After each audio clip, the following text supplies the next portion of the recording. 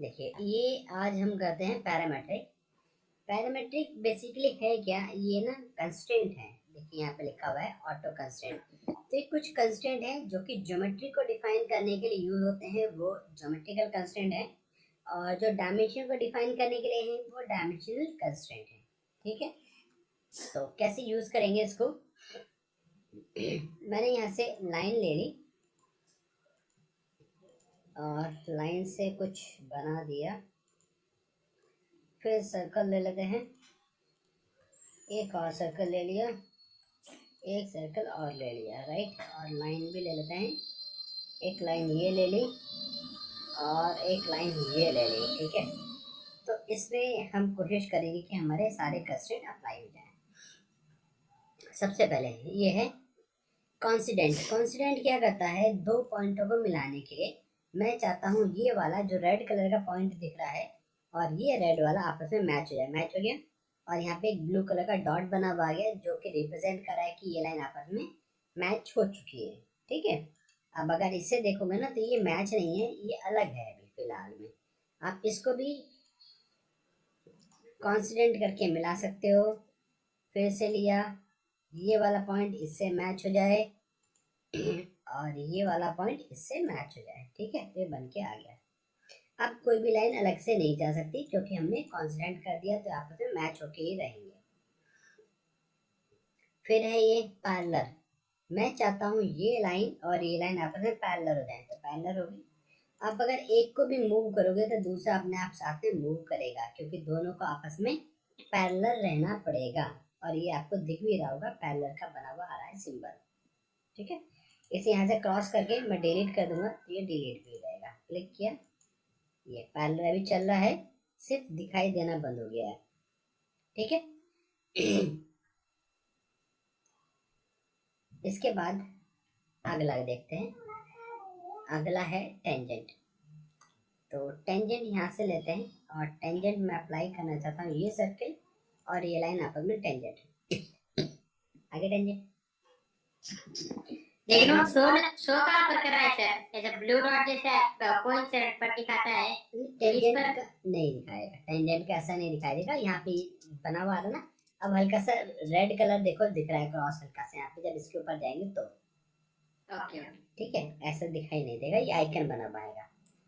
अच्छा, फिर लेते हैं यहाँ से, ये क्या है, कोलिनियर। कोलिनियर मतलब एक सीध में है। तो मैं चाहता हूँ ये लाइन और ये लाइन एक सीध में, तो ये एक सीध में हो गई। अब अगर आप इसे कभी आगे बढ़ाओगे ना तो ये इससे ही जाके मैच कर जाएगा। ठीक है, दोनों बिल्कुल एक सीध में आ रहे होंगे। अंडू। कोलिनियर के बाद आता है परपेंडिकुलर। तो मैं चाहता हूँ ये लाइन और ये लाइन परपेंडिकुलर हो जाए, तो ये दोनों 90 डिग्री पे हो गए। अगर इस एंगल को आप चेक करोगे एंगल, तो ये बीच का एंगल जो होगा वो आपको 90 मिलेगा। देखिए 90 आ गया, तो ये परपेंडिकुलर हो सकता है। परपेंडिकुलर के बाद ये है हमारा स्मूथ। स्मूथ क्या करेगा, माना आपने कई दो पॉइंट मिला रखे हैं, जैसे हमने यूज किया यहाँ से एस पे लाइन, ये एक, फिर दूसरा, चलिए टच ही नहीं कर रहा हूँ मैंने अलग ही रख दिया। ठीक है, टच भी नहीं किया। अब लेते हैं इस पे स्मूथ कंस्टेंट। तो मैं चाहता हूँ इसका पॉइंट और इसका पॉइंट मैच हो जाए, तो ये स्मूथ हो गया। देखो है ना, ये स्मूथ लाइन जैसी आ गया है, कुछ कोना नहीं आ रहा, अलग लगा गया है। ये इसको अगर आपने डायरेक्टली मिला भी रखा होता, मतलब ऐसा अगर ये मैच भी हो रहा है तो भी ये इसको स्मूथ करने की कोशिश करेगा। तो यहाँ से लेंगे इसका, इस लाइन पर इसका पॉइंट आ गया, इस लाइन पर इसका पॉइंट आ गया। अब देखो ये मैच हो गया, सीधा आ गया, थोड़ा सा स्मूथ हो गया, यहाँ से स्मूथ करके जाएगा। ठीक है स्मूथ के बाद है ये कोसेंट्रिक। कोसेंट्रिक दोनों का सेम सेंटर, इसका सेंटर सेम हो जाए, दोनों का सेंटर सेम हो गया, एक ही सेंटर पे अगर दोनों, ये हो गया स्मूथ। कोसेंट्रिक, कोसेंट्रिक के बाद है ये हमारा हॉरिजॉन्टल।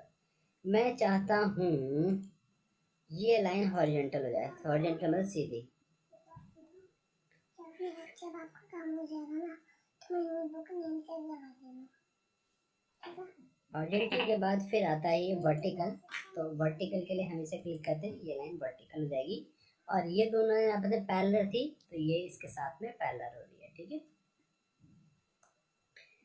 फिर आता है ये क्या, सिमेट्रिक। सिमेट्रिक ऐसे काम नहीं करेगा। सिमेट्रिक के लिए अंडू कर देते हैं और एक लाइन ले लेते हैं,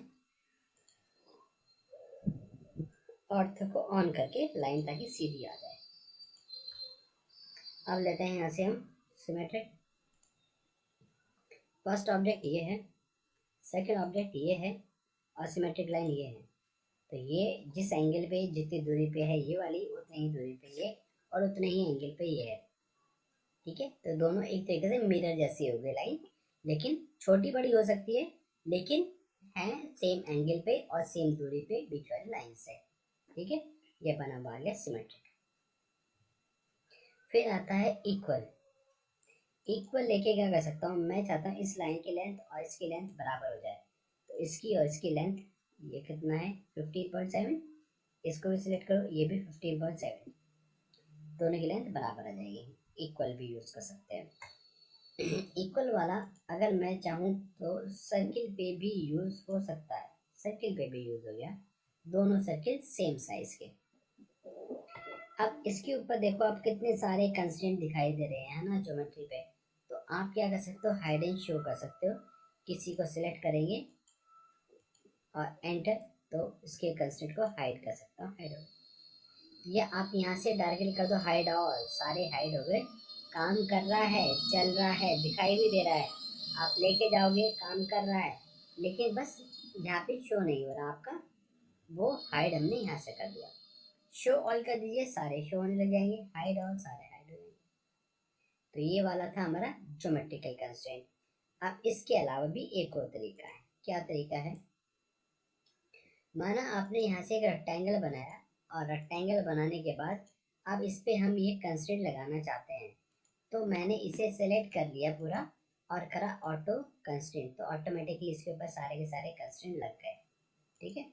ये सब लगे हुए आ रहे हैं।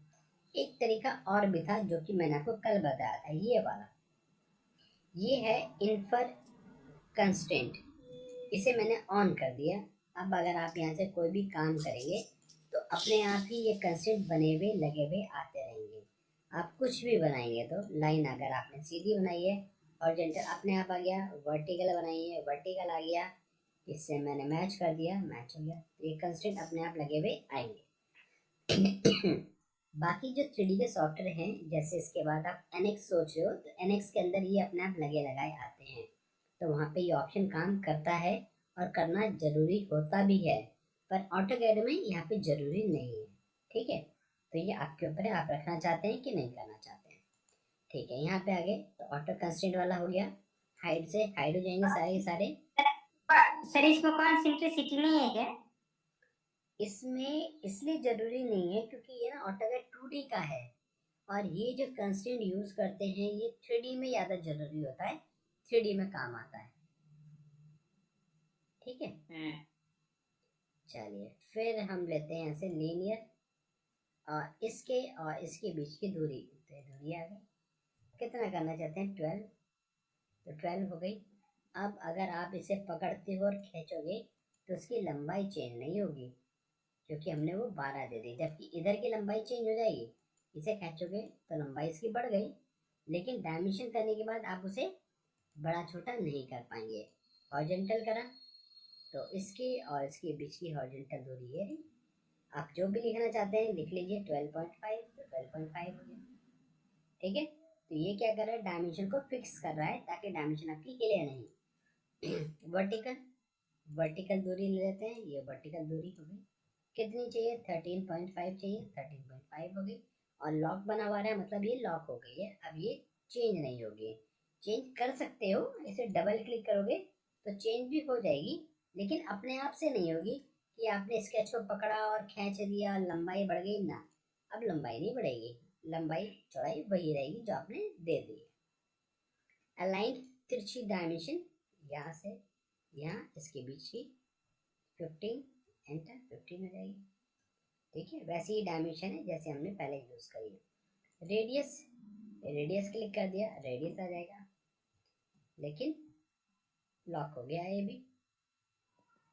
एंगल इसके और इसके बीच का एंगल जो भी आ रहा है चेंज करना चाहते हैं नहीं करना चाहते आपके ऊपर है। फिर डायमीटर, डायमीटर ले लीजिए, डायमीटर आ जाएगा, ठीक। फिर है ये कन्वर्ट, कन्वर्ट क्या करेगा, ठीक। देखते हैं कोई ड्राइंग हमारे पास अगर बनी भी होगी तो। मुझे लगता है कि मैंने शायद कोई ड्राइंग बनाई थी, जैसे ये ड्राइंग हमने बनाई थी, है ना। अब एनोटेशन में जाके अगर मैं यहाँ से डायमेंशन कर देता हूँ, और ये डायमेंशन कर दी, और यहाँ से कर लिया, और क्लिक करते हैं, एक ये कर दी, अरे यहाँ से ले लेते हैं, चलिए रेडियस लिया, फिर से लिया, और यहाँ से डायमेंशन ले ली,